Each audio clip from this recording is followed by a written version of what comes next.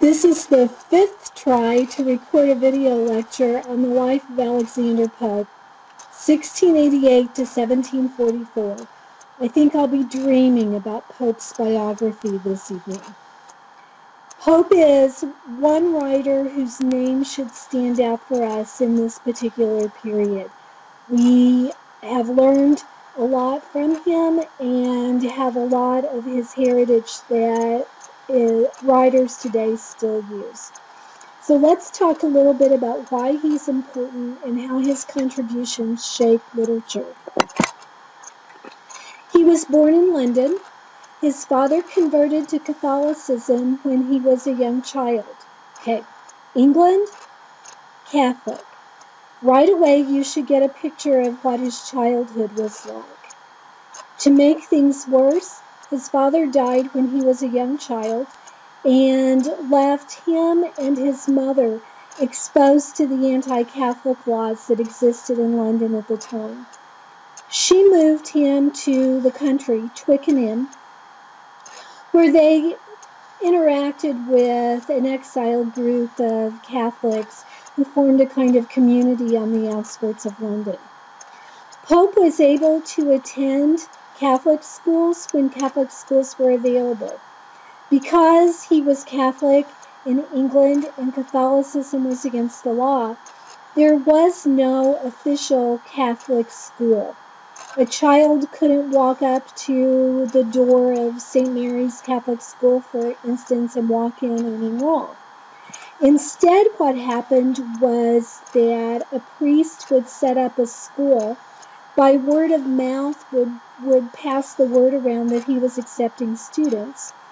Parents would enroll their students in the school, and the boys would attend until such time as the law found out that the school was in existence and shut it down. So Pope might go for long periods of time with no official school at all, or he might attend for a fairly consistent period. Most of what he knew, he learned on his own, not only because he didn't have an official school calendar or location, but also because he was sick. He struggled as a child and then all throughout his life with his health, and he spent months sometimes in bed. He was asthmatic, and this is, we're in the Industrial Revolution. The environmental issues are huge at this particular time. There are no regulations. People who have lung issues or bronchial issues are going to be plagued by the soot and the pollution that's in the air. Pope also developed Pott's disease, which is basically tuberculosis of the spine that causes a scoliosis-like effect. Probably he got the Pott's disease through drinking infected milk. And so, no fault of his own, he gets a disease that is going to cause him a tremendous amount of pain all of his life. The nickname Hunchback Toad comes from that humped back, the scoliosis look, and it's a nickname that unfortunately stuck with him throughout his life. The label Hunchback Toad is kind of cruel, but it fits him for a number of reasons. One, in middle age, Pope was only 4 feet 6 inches tall. He had a small man's complex, we might call it a Napoleon's complex, and because he was in chronic pain, he had to wear a canvas bodice to allow him to be up out of bed, to sit, to stand for any period of time. I think of this thing as kind of like a girdle or a truss. My grandfather had scoliosis of the spine and a hunchback, and he had a variety of what he called trusses that were like elastic bands that fit around his middle and had clasps on them that he could tighten or loosen depending on what made him the most comfortable. And so Pope was in such dire pain that without one of these, he really wasn't able to function very well at all. So the stiffness as well as the hunchback provided the source for the nickname. Pope was most definitely an ancient. He believed that the classical standard was the very best literature ever had offered or ever would offered. He believed that the king belonged on the throne. He was a Tory. He did not think that the new exercise in democracy or republicanism was a good idea, and he especially didn't think that any of the newfangled ideas of the modernists they were worth considering at all. So past good, new bad, and there was no gray area for Pope in between those two. He had some friends, and this becomes important as we go through this lecture because there are not many. His best friend probably is Jonathan Swift, a guy by now you know really well. He is the Modest Proposal, the Ladies' Dressing Room, the Gulliver's Travel guy. Swift was in London for quite a while when he was a young adult. He was part of the Tory party. He had been sent to, had gotten a job in London and was living there when he met Pope. And they formed a literary club, the Scribulus Club. And mostly what they did was get together in the cigar bars and the coffee clubs, read what the modern writers put out, decide what was most ridiculous about that, about their writing, and then satirize it and publish it themselves. So if Pope were interested in winning friends and influencing people, the Scribulus Club did not aid him in doing so. The second friend that plays an important role to us in Essay on Man, the piece we're studying in class, is that his friend Henry St. John Bolingbroke is the person for whom Essay on Man is dedicated.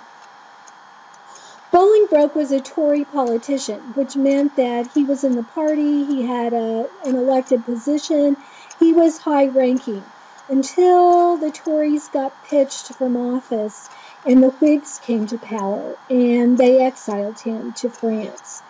And so the communication that Pope had with Bolingbroke after the time that he was exiled to France was all through written communication. Bolingbroke was also a deist, and remember, deism is a form of religion that says God created the world, that he set it in motion with natural laws, and then he let it be. And if man did not understand what was happening to him in that world, it was only because he wasn't sophisticated or educated enough to know the natural law. And also in Catholic France, Catholic Ireland, or Anglican England, the deist position was most unpopular. And Bolingbroke also believed, as a philosophical point, that Christianity was really a very simple religion with a few basic tenets, and that it had been corrupted by the major religions, especially the Anglicans and the Catholics. And so a lot of the writing that he did and the work that he did was dedicated to the principles of simple Christianity. So when Pope decides that he's going to write Essay on Man, it's an answer to Bolingbroke. So it's kind of a one-upsmanship a little bit to Bolingbroke, even though they're friends. He says, you can write this kind of stuff, so can I. And I'm going to show you, I'm going to see you and raise you, at least one. Pope thought a lot of himself. And we get Essay on Man, which is Pope's version of simple Christianity. Those were his friends. Unfortunately for Pope, he had many more enemies than he had friends. And after he produced his final satire, and I say that in quotes, It was the final straw as far as Pope having any degree of acceptance in any community whatsoever. Think about being the dunce and having to wear the cap and sit on the stool in the corner at the front of the classroom. Pope named his satire the Dunciad because he was making fun of all the fools who had written anything that he did not agree with or had written anything that discredited him in any way. Pope called it satire, everyone else called it invective. Remember, the first rule of satire is that it has to be connected with a common good. The only good the Dunciad connects to is Pope's good. And because it isn't connected with the common good, it's really not fair to call it a satire.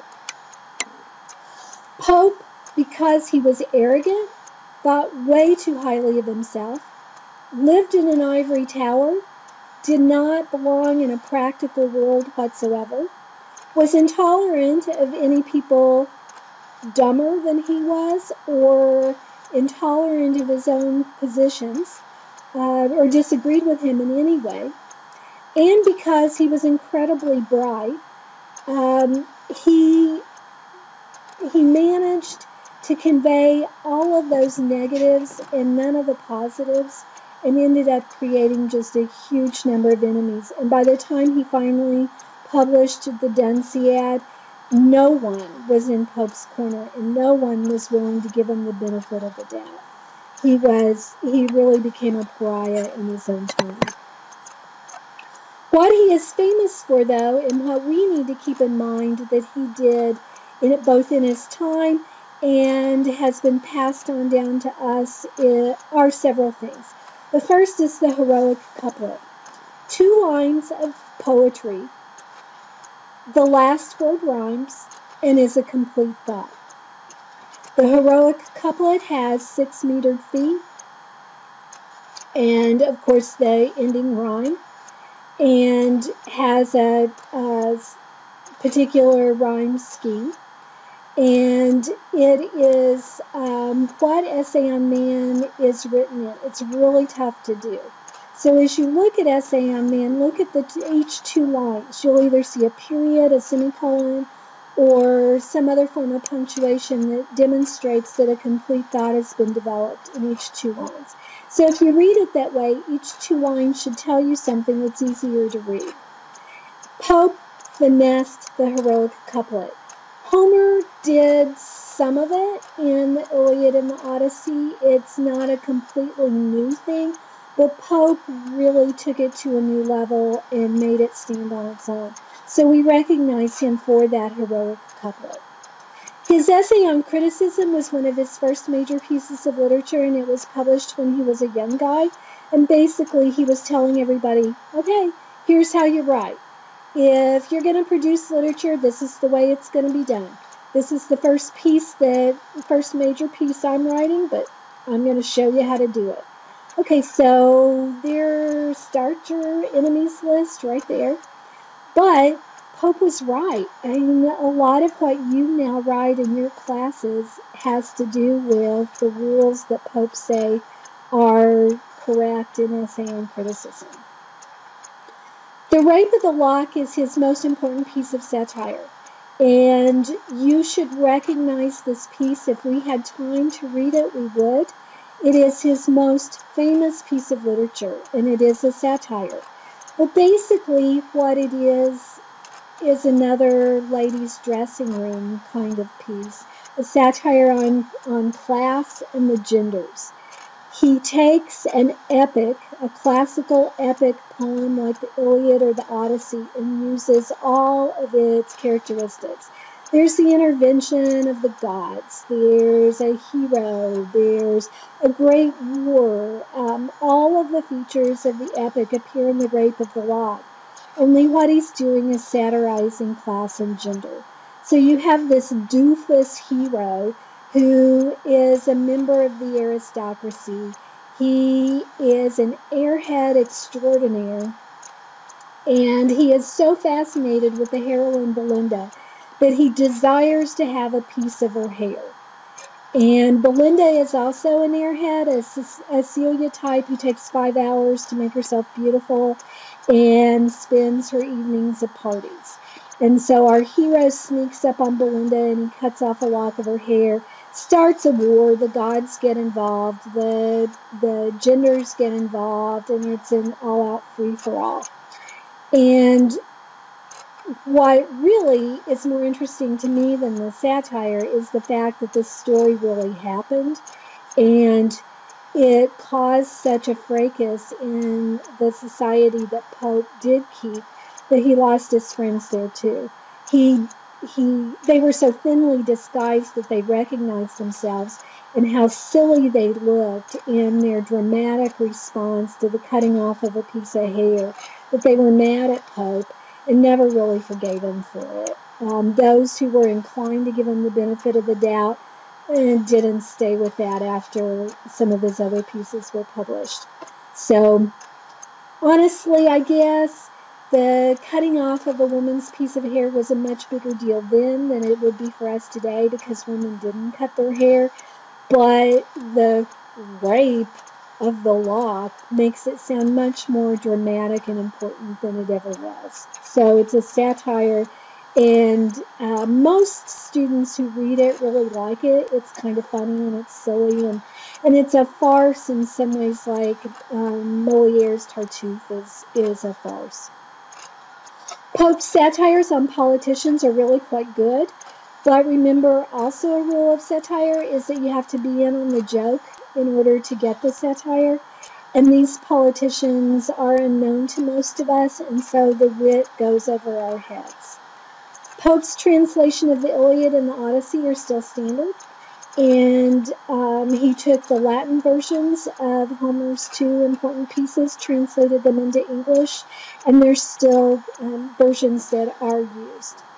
Some of his sayings I want to point out to you because even though Pope may be a writer you haven't heard of before, you probably have heard some of his sayings. To err is human, to forgive divine, for example. I heard that one growing up.